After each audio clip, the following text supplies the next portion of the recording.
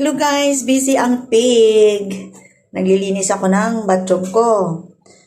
Guys, kung gusto mo that your hair is maintaining as a flatten after you reband it, you use this one. After reband, gamitin ninyo ito. Sunsilk Purple. And the Sunsilk Conditioner Purple also. So, one set yan.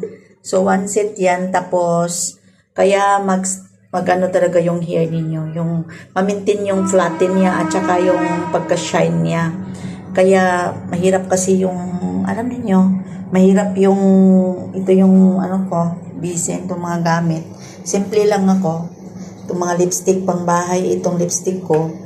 Tapos, yung lipstick naman na panglakad, iba naman. So, matipid talaga ako. Super tipid, kaya kailangan na talaga yung hair ko, yung maintain ko siya na shiny and flatten kasi mahal yung nagpapariban, di ba? Kaya, gamitin niyo to guys. One set. Sunsilk Purple Straight shampoo and Sunsilk Purple Conditioner. Okay, for perfect straight.